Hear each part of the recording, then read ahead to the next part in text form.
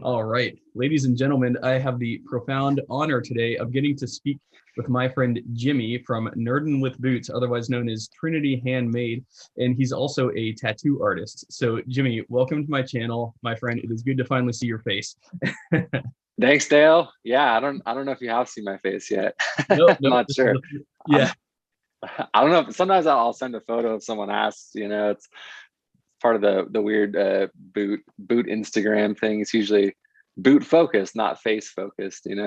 that's so true. That is so true. Well, speaking of boots, I don't want to copy Ben from Stitch Down, but what are you wearing today? Actually, right now I am wearing Red Wing, my only pair of Red Wings, the Work Chukka, copper, rough and tough. I don't remember the number for Red Wings numbering system. Yeah. But I was wearing my whites MPs, cinnamon wax flesh today, but I just took them off in case we talk about them because they got some kilties installed. So I had these on today, and the Chukkas are pretty quick to lace up. So I just laced them on real quick, so I had something on. Nice, good deal. Yeah, that copper rough and tough leather is it's tough. I mean, I've been around it before. I don't own any myself, but that's some leather that is, definitely work appropriate leather right there. It is. Oh, absolutely, yeah. Yeah, for sure. What are you wearing?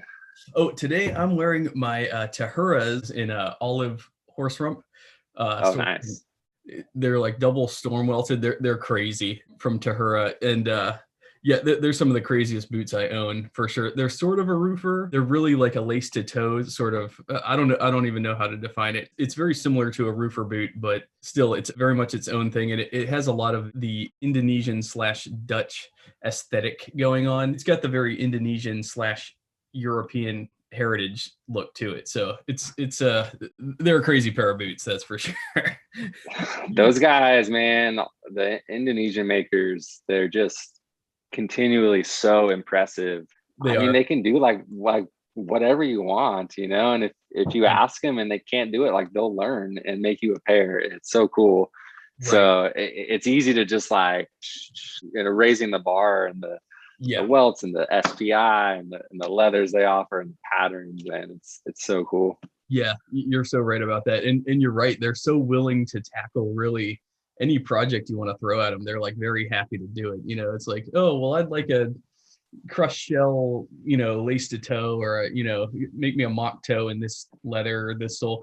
You can customize it 100% of the way, which is really awesome. And they do it like fairly inexpensively. Like, I'm very impressed. I think these Tahuras, I think I paid like 400 and some change for them, but if I would have got that same leather from Viberg, I don't have to tell you that would have been $700-800. So, but actually, I wanted to talk to you specifically because you actually got started in leather work, probably about a year and a half ago, right? Yeah, it was like December 2020. Okay. It was the end of last year. That's right. Yeah, that's about it. Yes. When it started. Yeah. So not very long. Cool.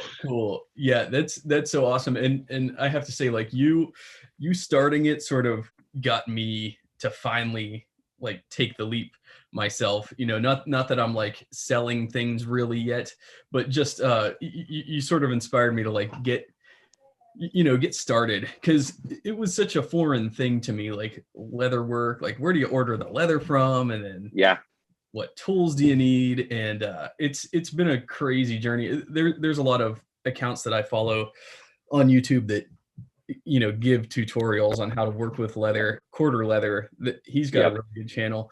Claridge Leather, I use them a lot. But there's Weaver Leather Supply. But there's more. There's a lot out there that do sort of the tutorial type stuff. And I'm just curious, like how did you approach it? Like, did you just sort of like jump in, or what kind of research did you do to get started?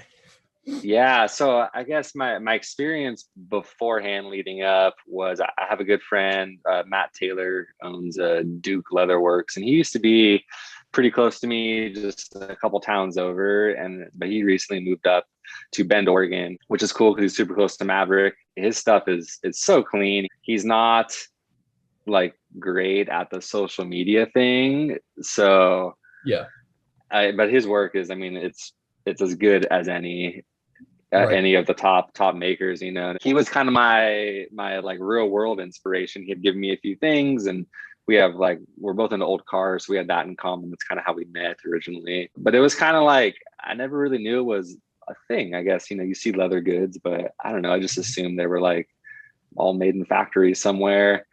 And then I go over and kicking it with Matt, and I'm checking his stuff out, and I'm like, man, this looks like fun, you know. And so yeah, during the pandemic, I really got into footwear, finding Stridewise, finding your channel, really got into footwear. And so I got those Trumans, the Java Wax Flesh. Okay. Before that, I really just had like some Red Wings. I got those Trumans, and I was like, you know what? These look rugged enough.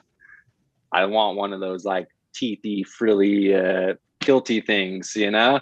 Yes. And so I started looking them up, and I couldn't find too many people who made them. I ended up ordering a pair of natural waxed flesh kilties from Nick's Boots because they sell them, and I got those, and I threw them in, and I was so stoked, man. It looks so cool. Yes. And then, but I'm looking at it, and I'm like, that's a really simple like product, you know? I mean, it's, as far as leather work goes, it's 2-dimensional. It's super simple, right? So I thought, you know, maybe I can improve on this design. Maybe I can offer something with my artistic eye that's not really out there yet, right? So I went to, there's a local like surplus leather place here in town called Barta Hide. Man, it's like creepy. It's like no lights, cobwebs everywhere. It's like a little leather dungeon, just these huge mail bins, like full of spiders, but just like random hides. You fill a milk crate up, you know, and they just do it by weight, or they have like real hides, but like nothing's marked or labeled. You're just like, that looks good, I guess, you know? Yeah. So I went with my buddy like December like 15th. He was in town. I was like, yo, come with me to this place. And we went over there, and I got a bunch of leather, and I hit my iPad. I drew a design up, you know, like trying to conceptualize like how could this be different from what is offered on the market already. And I think I cut some prototypes that afternoon, and then I think I DM'd you that same afternoon and was like, hey, look at this. What do you think? And you were like, awesome. I'm not a kilty guy. I'll never wear kilties. Yeah. I'm just kidding. You didn't say that, but I was open to the idea. It wasn't anything that I was ever like super like against or anything. I just never really saw them used that much. So I gotta say though, like all the ones you sent me, they're still in my boots. I'm looking at them now. I have I could actually walk over there and grab them. I've got, let's see, my Grant Stone Diesels in natural chrome excel. You moved them. They were over your right shoulder for so long. Yeah, I did. Nick at Stridewise actually came by, and we filmed my entire boot collection, and so I've been like moving stuff around like a ton. Yeah, that's cool. That was a cool video. Yeah. Oh yes. I'm looking forward to that. Yeah. Let's see. I think you sent me one other one, but yeah, I don't think I have them down here. I think those might be upstairs. But yeah, these are crazy. These are awesome. Yep. Yeah, these are the Grant Stones in natural chrome excel. You got those Natty CXL kilties from you right there. Yeah, so that's the mini logger. Yes, just yes, like that's right. Your standard logger. Right. Here we've got my Trumans in moss waxy mohawk with the olive rough out. Yep. I think that's from SB Foot, right? From correct. Yeah, Red Wings Tannery. Yeah. Yes. And then I have the other one here. This is the brown chrome excel on brown chrome excel. Perfect. Yes, very, very sharp. I love them though.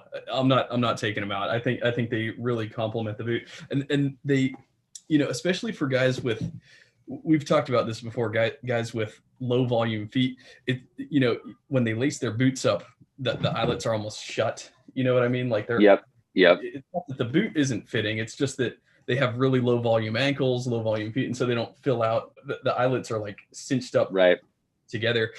Whereas when you throw in a pair of kilties, it sort of adds a little bit more volume to them, and you know lets them stretch out. creating, in my opinion, what would be a more comfortable fit. So I think there's both an aesthetic as well as a functional benefit to the kiltie. And I think that's something that people don't often consider, is that, yeah, you could actually make the tongue interface with your instep a little bit more padded there, because the more leather, in my experience, the more leather between something, the more sort of padding you get. So it makes it more comfortable. And yeah, I love them. I think they're great. Thanks, Dale. A lot of times those facings are touching towards the top. Those eyelets touch. The taller the boot is, the closer they get towards the top. These whites, specifically these MPs, have an open instep adjustment where they pull these quarters back a little bit, even. And that's based off ankle measurements and stuff through that you send into bakers. And they said, hey, if we don't pull these quarters back a little bit, they're going to be touching at the top. So. And I still wear a kiltie in these. Just, I think sometimes for comfort. Here I have here.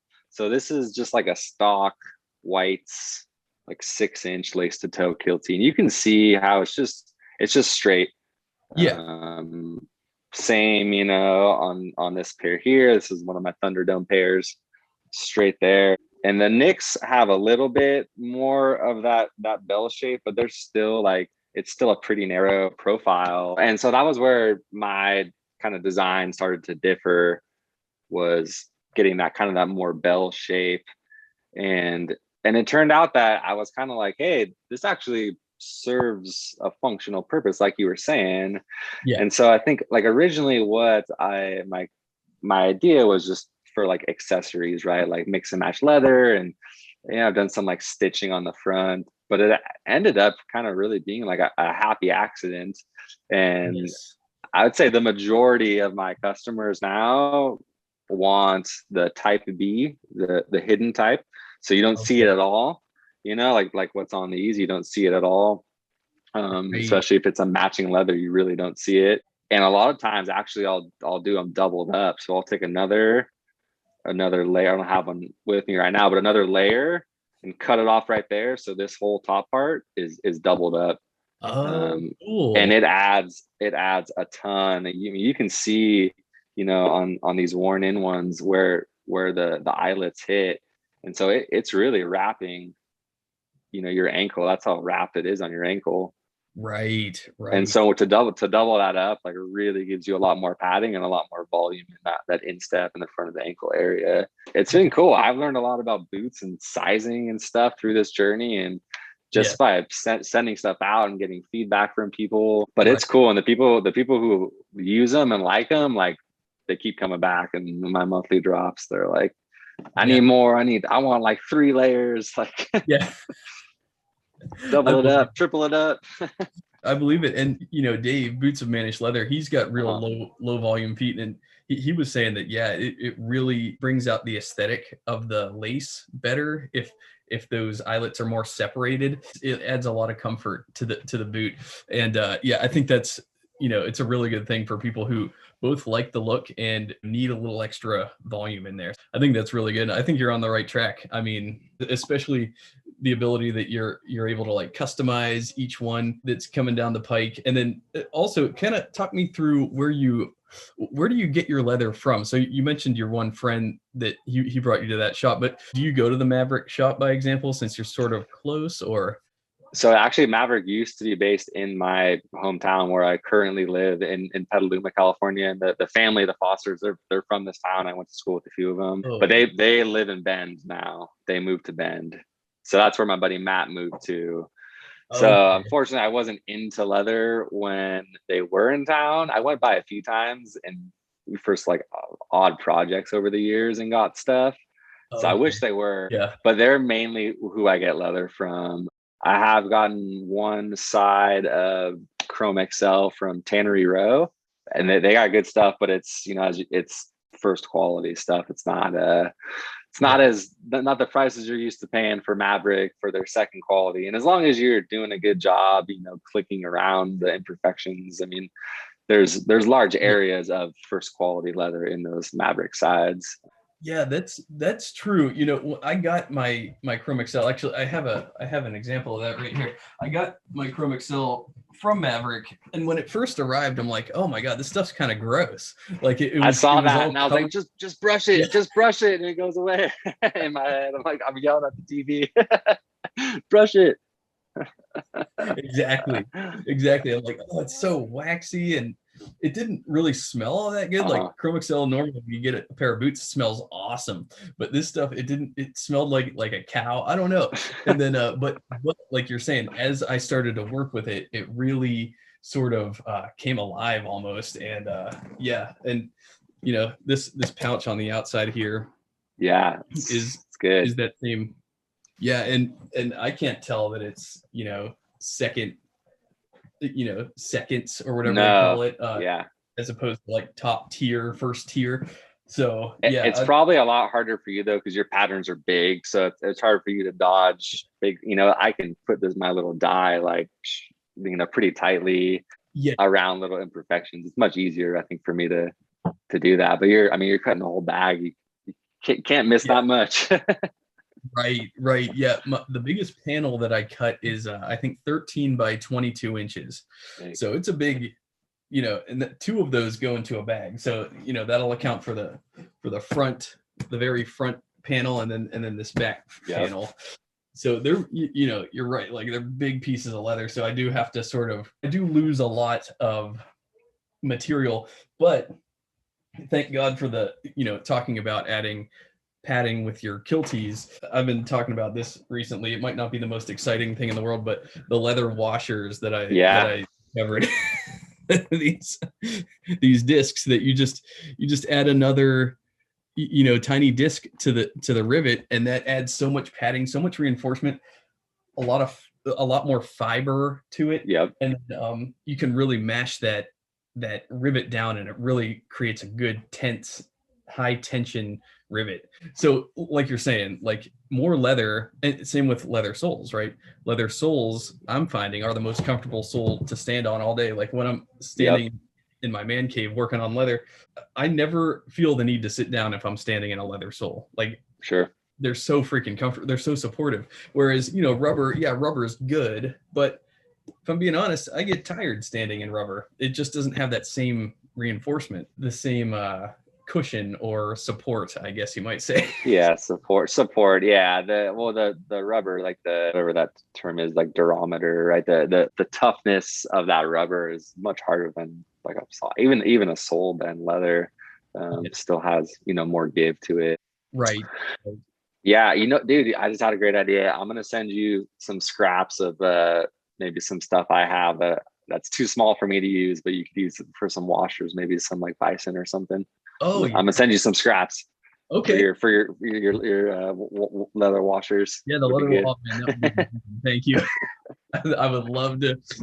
That would make for an awesome collab. Like, yep, this bag is made of this leather, and then by the way, the washers are from my buddy Jimmy over at TRINITY HANDMADE. That would be awesome. Man, I don't know about you, but I feel like the most satisfying, well, in my experience so far, the leather to cut is like Chrome Excel, like something that's tight, because it's butter. And when stuff is tumbled, you know, it gets a lot more fibrous, and you got to chop all those little fibers if you're not super, you know, precise with your first pass in the cut or deep enough, you know.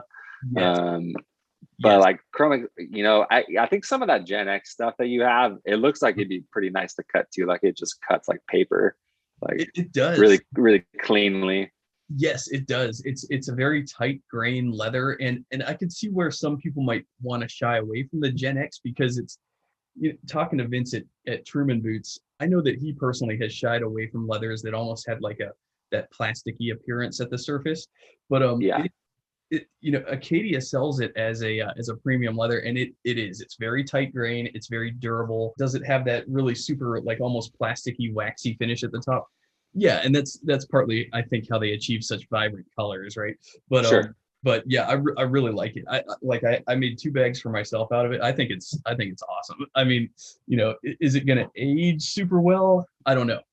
Like if it gets beat up really bad, you know, you could just apply like waxes, color, you know, blue or green, waxes to it to like sort of restore color if it wears out. But no, I think it's really good stuff. And it's got a really good smell about it too. So I think Tasman does a really good job. I think honestly, I think they're right up there with Horween. They're just doing something a little different. You know, every tannery. Yeah, sure. So I wanted to talk about your YouTube channel a little bit too, because you actually just got started like really cranking out reviews and stuff, and I've been watching them like as I'm working on leather. I'm listening to your YouTube videos. Nice. Yeah, they're awesome, man. I'm loving. I'm enjoying. I'm like I've learned so much about whites from you, and like because you've got like kind of walk me through your collection, because you've got I think a somewhat of a different collection. I know you have the Trumans and some Aldens, right, and some Red Wings, but you've got other stuff compared to me, like especially whites, which I have zero experience with. So yeah, totally, man. I have 6. I'm waiting on 1 pair, but I have 6 total if I include the one that's coming. 6 pairs of whites. So 3 are laced to toes. Yeah, one of them's these are the Bounty Hunters from Baker's Shoes. So natural chrome excel, natural wax flesh, single row welt.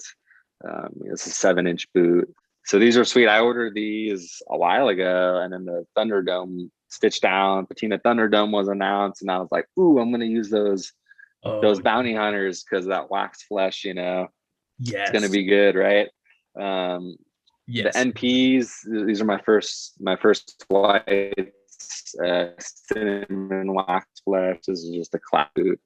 The NP Sherman half sole. I have a 350 lace to toe through a Japanese shop called Empty Garage.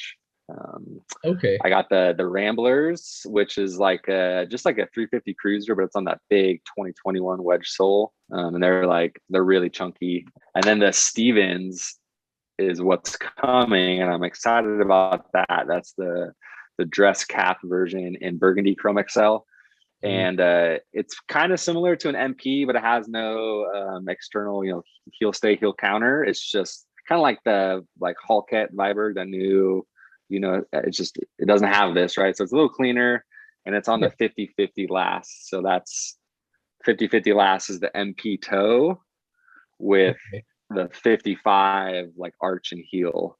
So it's these two last combined. So you get the look of the MP super round toe, but you get the arch support of the 55 last. And that is the key right there, is that arch support. Is once I found that, it was kind of like an aha, like, okay, I've found my size and I've found my brand, you know? Right. And so that's kind of why I went crazy with the whites. I do have a pair of Nicks, and I'm working with Nicks on something pretty cool for next year. Can't talk about too much yet, but that'll be something that's, you know, more available to the public. Cool collaboration. Really? Do your own design, your own run? Yeah, a little collaboration, so it should be cool. And the leather they've never used, and then another detail I can't even talk about that yet. Oh crap! Don't tell me it's a marbled shell cordovan. No. I don't think they'd ever work with shell. Not thick enough for them. Right? Yeah, definitely. Shell is so thin. Yeah. Oh man, that's cool. Congratulations, dude. That's amazing. I can't wait to see what you guys end up cooking up. I'm stoked, man. Yeah, I'm stoked. Yeah. So yeah, that's the most of my collection. There is the whites. I do have a few pair of Alden, a couple of wingtip boots. I have an Indy coming from Madison. Actually, just scored some rare shell some cigar jumper boots off Ben stitched down. So that's pretty cool. Oh man, that's amazing. You guys are cracked. Yeah. And I'm trying to think. I got a pair of Flame Pandas come in November. Wow, nice. And I've got a couple Benzenes, one on order, and I have one actually coming today. I have their new engineer last, an 8-inch engineer, and some Shinky brown oil horsebud coming. Oh crap! Oh man, those are gonna be insane. They're pretty sweet, man. Yeah. That sounds amazing. Oh my god. Yeah, the Benzenes, I just got a pair recently. I haven't worn them yet. They're the Navy Bison, Navy Palisades Bison from Law Tanning. Yeah, I could grab those actually. And that's the stride, the side zip, right? Actually, there's no zipper on it. Is it the Chelsea? Yeah, it's the Chelsea. Oh, okay. Oh, sweet. There we go. Yeah, and dude, like the finish on it is so flawless. I mean, they really do incredible work there at Benzene. I mean, I'm really blown away. The only thing I'm a little regretful of is I went with an E-width, I think, and I should have just kept it normal. I think. Okay. Yeah, I think I need to stop playing around with widths. Nah. Whenever I go up, it's like, and especially on a Chelsea, I shouldn't have done it because, you know, the way the Chelsea holds onto your foot, it relies on tension, and so by going up in a width, it's sort of like I put them on with like somewhat thick socks, and they still felt just a little floppy. But I mean, it's not something that I can't wear. It's just you know, moving forward, I think I'm just going to go standard D width. These are absolutely beautiful. So I can't wait to see how yours turned out, because yeah, engineers, yeah, that's probably who I'll end up ordering some engineers from. They do a really they do, man. And that new last, I know Jeff Denim Dennis had a lot to do with that. And but what's super cool is that like there was probably, you know, through the Discord, there's probably about like 10 of us that had engineers on order with Benzene. And we talked to him a lot through direct message, and he would send us updates like, hey, what do you think about this? I'm thinking about doing this to the last, like, what do you think? And so there was like, you know, a good little group of us giving kind of input. And I think that's just so cool because they're listening to their customers, you know, and in real time they're developing and giving us, you know, what we're asking for. It's super cool. It's, you know, it's as if, you know, Brett Viberg were in the comments and just was reading, hey, we want the 145, and he just brought the 145 back. You know, it's literally, it's what they're doing. It's a smaller scale than Viberg, but I don't know. Benzene cranks out some boots, man. They do a lot of stuff, and they do. I'm really impressed. Very, very impressed by how they turned out. I mean, by all the Indonesian stuff, it all comes out so good. But you're right. Like what you're saying is like, you know, you have so much input with them because they are appealing to like a community of enthusiasts, and the enthusiasts have a lot of good suggestions for these people, you know, like especially talking to like you're saying, Jeff, the denim dentist, you know, he's been around for so long, you know, collecting boots and buying boots. So he understands a lot about fit and everything. And I've talked to Ray and Rizky before, and I know that my other buddy, JD, One Damn 8 Envision on Instagram. Yep. This is actually his last. Like they designed this last for his foot. Oh wow, that's cool. Yeah. So it's a good last. I think it would have just been a lot better, you know, had I gone the D instead of the E. Yeah, but it's, you know, it's very anatomical. It's got a good curvature out this way, and you know, somewhat of an almond tip there, and it's a very comfortable last. Like I said, I haven't really walked around in it yet, but yeah, I plan to start wearing these here soon. As soon as the fall starts coming around, I'm gonna start wearing them more with my business casual gear. So, there you go. Yeah, it's so important, man. That, like you say, that last, you know, because if it's not right for your foot, I mean, it's unlikely that you're gonna wear it, you know. Right. Exactly. And unfortunately, you know, as you know, it takes some trial and error, and it takes buying the wrong size and waiting months for something that you don't even wear. Unfortunately. It's so true. And to this day, you know, people are still trying to figure out sizing. I mean, even guys that have been doing this for a long time, you know, you try a new brand or you try a new model, and then or a new leather, and then the fit is just all different compared to what you're used to, and then you know, it throws us all for a loop, really. Yeah, totally. Yeah, and I mean, you'll have guys like you know, our friend Dave, or another dude Ben, Four Ween Dreams, or Calvin. You know, they'll have this sizing revelation and just offload everything, and then hey, wow, I was wearing the wrong size for so long. You know, usually too short. I've heard that happen to a couple people recently. Yeah, I mean, that can totally happen. Even, you know, I thought I had my Viberg size ironed out, but it turns out no, I should have been wearing an 8 instead of an 8.5 this whole time, because Viberg really, I mean, I only have 3 pairs, but still it's like, and you know, I've been wearing them happily. You know, it's not like, you know, I'm miserable in these. They're just a little big. I mean, you know, like even my brown Chrome XL Vibergs, I'd take them on trips and just like go on hikes the whole time, and they're very comfortable, very supportive. They work. They're just moving forward. I would need a size 8. You know, that would be the ideal the ideal size for me. So totally. Yeah, I tend to err on the side of sizing larger, just because I think my whole life I have worn this like too small, like you're saying, like like in the recent Stitch Down podcast where they talked about the toe pinch, trying to feel toe sit inside to determine whether or not it's the right fit. And it's like, that's how I grew up, like pinching your toe. Okay, yeah, sure, of course. Yeah, comes to the edge. Okay, good. And then, you know, you're just miserable all day in these things. Yeah.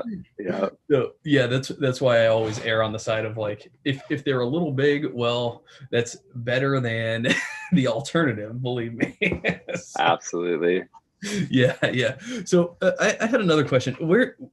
So your business, Trinity Handmade, where did you get the inspiration for like your logo and the name of the brand itself? You know, I was trying to think of that recently, actually, like, how did I come up with this? And honestly, like most great ideas, it was just kind of a shower idea. I was like, aha, I think that should be the name. Right. You know? That's awesome.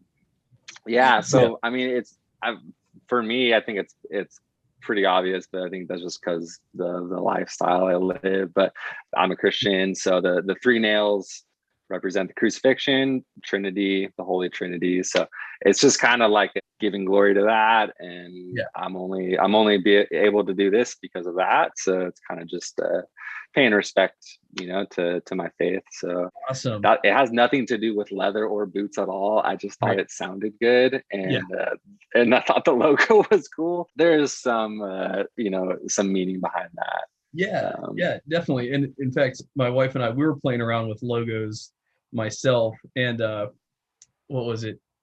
So if I do open a shop or a business, I'm planning to call it just Dale's Leatherworks, you know, just be very simple. Perfect. We're also Christian, and so in the T in leather, she designed it as a cross, and so we're playing around with that as sort of like being my logo. Okay, sorry. It's probably, nice. Yeah, I love that. Yeah, thanks. That's sort of like a prototype image logo type thing, but yeah, so that's kind of what we're leaning towards. I also just designed this one myself too, after the backpack. Ooh. So we'll see. I mean, it's still all in the works. I haven't really ironed it all out yet, but yeah, I don't have to tell you, like, there's so much to it. Like there's obviously the leather working part to it, but then you have to think about how you're gonna not just design it and then put it together, and that's all of its own thing. But then you have to think about, like you're saying, like the name, the logo, the how you're gonna sell it, how you're gonna present it, just how you're gonna ship it. I mean, there's just so much to it. How you're gonna talk to customers. It's just, oh man, there's so much to it. I've been spending, because I'm off 3 days a week, and I spend literally all 3 of those days working on bags, and I could at this rate churn out 1 bag in about 1 week. Like it takes me all week, every day working on it, including my 3 days off. That's crazy, and I fully believe you, because like just knowing what goes into stuff, and having like tried to make like wallets, and I've made a bunch of belts. I don't like to sell them. I pretty much just sell those locally for people who ask me. But just knowing how much time goes into those types of, I'm like, dude, like, when does this guy have time for like everything else in his life? Because those bags it must take so long, you know. But you know, really, Dale, man, if I could encourage you, dude, the thing that I've been keeping in the forefront of my mind is just, how far do I want to take this? You know, do I want to be like a full on brand, like, you know, quarter or like stock and barrel, like, or you know, brands like that? Phil from Ashland, right? Do I want to be him, or like, you know, like there's kind of one tier of business and leather worker, like Jesse Guarded Goods. I know he has another job, but he's able to put a lot more into that. And he's kind of like in the middle of like you and I, and then like the Ashland types where we're, you know, for me, it's like, it's hobby. If I have some time during the week and I feel like doing it that night, I'll go out and mess around. It's a good like release for me, but I have another job and I've owned a business for over a decade already. And so it's like, man, I know what comes along. If I really want this to be like a real business, like a lot comes along with that, man. So don't lose, you know, if it's fun for you, keep it fun, keep the pressure low. Don't open up to like tons of orders, because you're just going to be swamped and you're going to be a slave to that leather desk, man. Oh man, that is so true. And you know, that's probably exactly the advice I needed, because I've been like, you know, just exerting all my effort into it. And you know, I don't have like a ton of orders. I have like, I think 3 pending right now that I'm trying to crank out, but still that's 3 weeks worth of work, you know. And I'm blessed to have that work to do, and I'm, you know, I love it. I enjoy it so much. But yeah, I have the tendency to, you know, I'll put 15 hours into it in a day if I don't watch myself, you know. And then it's like, well, what am I neglecting if I'm putting that much into something? Your family, man. You got the screaming kids, and that's I mean, I struggle with that same thing. You know, I limit my orders per month and my monthly drops, and I could take on a lot more if I wanted to, but even I think this last one I ended up doing like 22, I think, more than I've ever done. And I always get extra DMs, and I'll tack on a few extras, you know. And by like the like it was like the 18th day of the month, I finally finished all of them, and I was like, burnt. I don't even want to do it in October. Right. I'm burnt out, you know. And it's, I want to keep it fun, you know, and Totally. so it's tough, man, to find that balance of the artistic release, because like right now I see like you're on fire. You're stoked, and you're, you know, your level of enthusiasm for this new hobby is up here. And you got ideas like me. I had like all these crazy ideas at first, you know, like your harness thing. I mean, that was one of the first things when I sent you the first original like template kiltie idea. You were like, oh, I've always wanted to do like a harness system from leather, you know. That was like one of the first things you talked to me about. And then I see you post it, and I was like, there it is, you did it. Yes. You know, like, man, that's so awesome. Yeah, I remember talking to you about that, and I'm glad that I was able to like come full circle with it, because that was initially, you know, between that and the bags what I wanted to do. And yeah, I just started fiddling around. And you know, maybe you could speak to this a little bit, but like, I feel like once you get going, this stuff kind of builds itself in a way. Like every step sort of becomes, the next step becomes sort of obvious. And at a certain point, I feel like I'm just sort of overseeing the building of some of this stuff. Like, yeah, I'll sit down and I'll sketch kind of what I want to do, but once I get going with it, I feel like it really just builds itself. I don't know. It's kind of strange. And again, I get lost in time when I'm working with leather. I like I said, 10, 12 hours will go by. I'll be like, what happened to the day? But do you have that same sort of like experience? Like once you start working, it sort of just builds itself. You're just watching it, sort of a thing. Yeah, absolutely, man. I mean, leather, like as an artistic medium, is like, you know, I mean, it's 3-dimensional. It's thick, and I'm sitting here just playing with these kilties, and you know, it molds. It's like clay almost. I mean, you're sculpting. You're taking, you know, they like great sculptors of, you know, like the Renaissance era. Like they could look at a block of stone, and they could see the sculpture inside that block, right? Like they knew it was there, right? And so it's kind of a similar thing, man. I mean, you're looking at a rolled up side of leather, and you're seeing your bag, and you know, it's, you might have an idea in your head, and then the leather is like, that's not going to work. And so you kind of rapid prototype as you're working with it, and figure out a workaround, and that drives design also. And it's super fun to play with, man. I really love it. And it's an amazing material. I mean, yeah, it's not stressful for me. I paint, like aside from tattooing, like a lot of tattoo artists like do painting on the side. And painting is so stressful because the type of painting we do, it's like one mistake, you got to chuck the whole piece and start over. So and the same can be said with leather, but it's more forgiving in my experience, at least the types of stuff that I'm doing.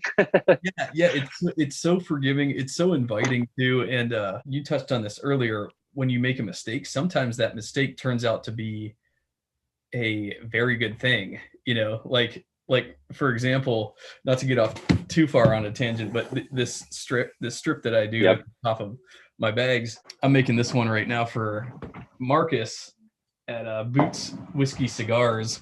Oh, nice. Marcus. This is going to be in a double shot. It's British tan. Nice. Yeah. So, but what I did was I ended up stitching 3 of the panels together. I realized I had one of them upside down, and that meant that I had at the top a row of holes already punched out. Oh man. That were supposed to be at the bottom. And so sure.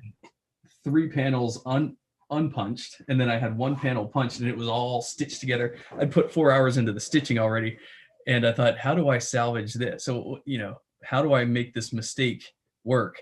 And I thought, oh, well, I'll take a little strip, I'll punch holes around the whole top of it, and I'll take that strip and wrap it around. It'll be like a, you know, it's almost like a roll top to a boot or something. Like exactly. Aesthetic. It's like a reinforcement lip, and that way it holds the seams together so the seams don't rip if they're under like a lot of pressure. And perfect. So now I just do that on every bag. And I think, you know, sometimes our mistakes lead to more work, but that more work ends up having a functional purpose. And so from that perspective, it's like, thank God I messed that up. Yeah. I like Marcus, man. He's a good guy. He actually lives pretty close to me. I did like a whole half sleeve tattoo on him. No kidding. Yeah, we met up in person, and it was pretty cool to see some of his like flame pandas and stuff in person. It's pretty cool. I bet. Man, he's a cool guy for sure. Yeah, definitely. He is. He's a real nice guy.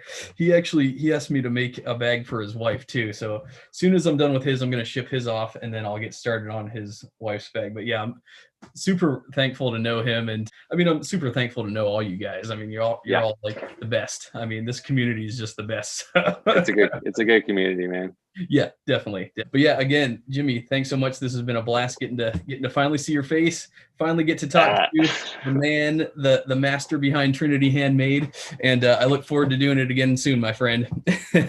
Dale, I really appreciate you, man. Thanks for giving me the time and the exposure on your YouTube channel. And anytime. Thanks for being, I mean, you were the original encourager for my stuff, man. You were the first person I talked to, and you know, you're this kind of mythical guy on YouTube and Instagram, ton of followers. And so to get your support from day one, it's meant a lot to me, man. So thank you. Man, absolutely. And you know, like I said, I'm just a dude.